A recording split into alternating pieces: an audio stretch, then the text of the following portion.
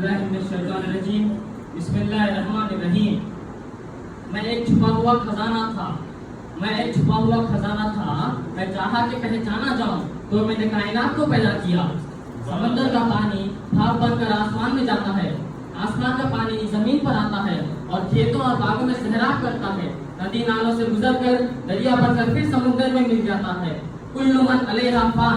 دنیا کی ہر چیز فنا ہوتی ہے اور اللہ واقعی ہے, اور اللہ کی ذات پہ فنا ہونے کا نام محدویت ہے. سبحان اللہ. جو فنا ہو جاتا ہے وہ باقی ہو جاتا ہے. دانا زمین میں فنا ہو جاتا ہے اور کئی بالیوں کو بقا دیتا ہے.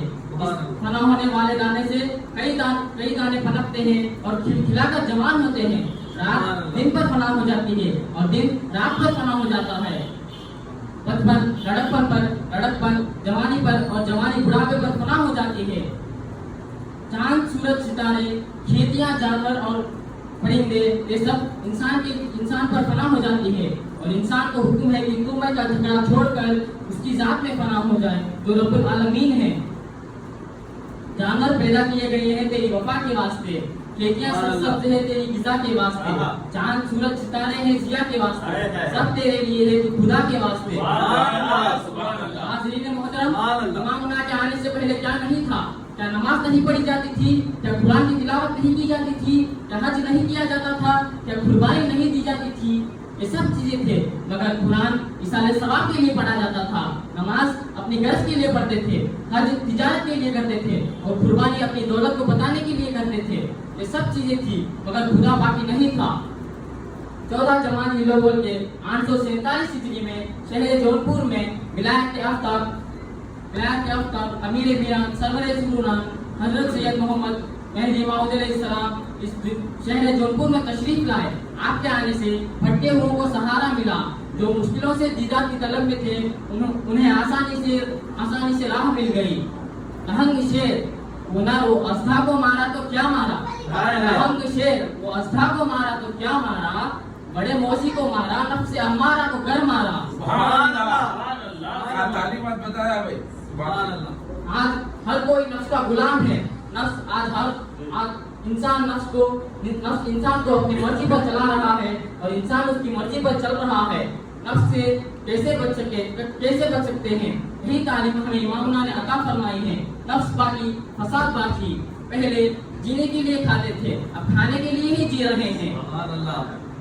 حضرت شاہ دلاور رضی اللہ تعالیٰ عنہ فرماتے ہیں, برسوں بیت گئے, ذکر کی لذت زبان پر ایسی چڑھی ہے کہ بندہ کھانے کا مزہ بھول گیا. پہلے کتے کو بھائی لالو بھائی کالو کہہ کر پکارا جاتا تھا, پر اب بھائی کو ہی کتا کہہ کر پکارا جا رہا ہے. گرمی, عاجزی, خاکساری لوگوں میں موجود نہیں ہے. یہ سب چیزیں نفس کو قابو میں رکھنے کی ہیں. وہ میرے سامنے اپنی نفرتیں لایا تو تھا, میں نے اس کے ہاتھ چھومے اور اس کو بے بس کر دیا. تم میں سے بہترین شخص وہ ہے جس کے اخلاق اچھے ہیں. اخلاق اچھے ہونا یعنی اپنے نفس کو قابو میں رکھنا. تاریخ گواہ ہے کہ مہدویوں نے کبھی کسی کو ناحق پیٹا اور کبھی کسی کو ناحق ستایا.